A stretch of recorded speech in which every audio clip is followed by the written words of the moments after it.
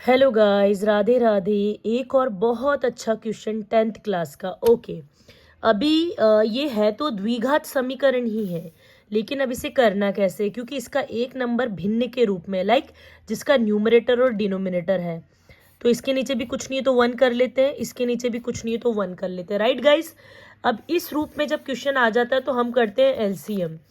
1 8 और 8 का एलसीएम क्या होगा? 8 होगा। अब वही वाला प्रोसेस अपन करेंगे कि 1 के टेबल में 8 कितनी बार आता है? 8 बार।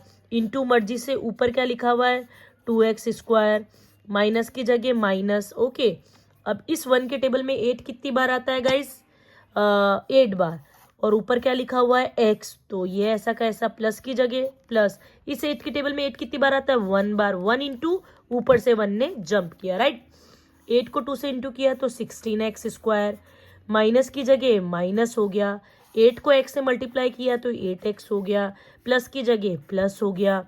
नीचे हो गया अपना 8 हो गया। इस तरफ 0 था, 0 के नीचे कुछ नहीं है तो 1 हो गया। ओके गाइस, हमने क्या किया? हमारे पास जो द्विघात समीकरण था, हमने क्या किया गाइस, क्योंकि एक नंबर भिन्न के रूप में था जिसका न्यूमरेटर और डिनोमिनेटर है फ्रैक्शन के रूप में था, हमने बाकी नंबर्स को भी उसी रूप में लिख दिया। फिर हमने एलसीएम लिया। ओके गाइस, अब स्टेप आई है कैंची गुणा की। 8 को 0 से किया तो ये तो हो गया 0, और इस पूरे को 1 से किया तो ये तो अपना ऐसा का ऐसा 16x² माइनस 8x प्लस 1। अब हमारा द्विघात समीकरण का रूप आ गया। हम क्या करेंगे?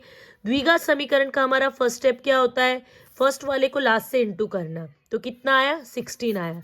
अब मुझे ऐसा नंबर चाहिए जिसे मल्टीप्लाई करने पर तो 16 आए और ये क्या लिखा है? प्लस करने पर 8 आए। तो 4 इंटू 4 क्या होता है गाइस? 16। और 4 प्लस 4 क्या होता है? 8। तो मुझे तो और कुछ भी नहीं चाहिए, अब मुझे सिर्फ ये चाहिए 4 प्लस 4। तो मैंने 8 के नीचे लिखा 4 प्लस 4। 8 के पीछे x था तो यहाँ वाला x भी ऐसा का ऐसा, प्लस की जगह प्लस, 1 की जगह 1, माइनस की जगह 1, और सब कुछ ऐसा का ऐसा। अब ये जो ब्रैकेट के बाहर x है ना, ये बोल रहा है मुझे भी अंदर ले लो ना। तो 4 कहता है ठीक है, आपको भी अंदर ले लेते हैं। तो दोनों के घर में आ गया ये। इस 4 के साथ भी चिपक गया और इस 4 के साथ भी चिपक गया। अब हम खोलेंगे ब्रैकेट। आप जब भी ब्रैकेट खोलते तो याद रखिए, ब्रैकेट के बाहर माइनस हो तो अंदर वाला साइन बदल जाता है, प्लस की जगह हो गया माइनस, और बाकी का ऐसा। अब हम लेंगे कॉमन। कॉमन कैसे लेते हैं गाइस? क्या है जो ऐसा कौन सा टेबल है जिसमें 4 भी आता है और 16 भी आता है? और बड़ा टेबल, ऐसा नहीं 2 का, सबसे बड़ा टेबल, मतलब 4 के टेबल में 4 भी आता है और 16 भी आता है, तो 4 का टेबल कॉमन ले लिया। क्या है जो इधर भी और इधर भी? तो x, फिर ब्रैकेट बन गया। अब 4 के टेबल में 16 कितनी बार आता है? 4 बार।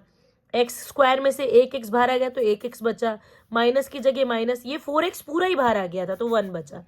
ये क्या है? माइनस। ऐसा कौन सा टेबल है जिसमें 1 भी आता है और 4 भी आता है? तो 1 का टेबल, क्योंकि 1 और 4 तो 1 के टेबल में ही आता है। ब्रैकेट के बाहर क्या है गाइस? माइनस। तो ये देखो 1 के टेबल में जैसे 4x में से अब हमने कॉमन ले लिया तो इधर क्या बचा? 4x ही बचा। ब्रैकेट के बाहर क्या था गाइस? माइनस। तो ये जो प्लस आना चाहिए था इधर, इधर होगा माइनस, क्योंकि ब्रैकेट के बाहर माइनस था। 1 के टेबल में 1 कितनी बार आता है? 1 बार आता है।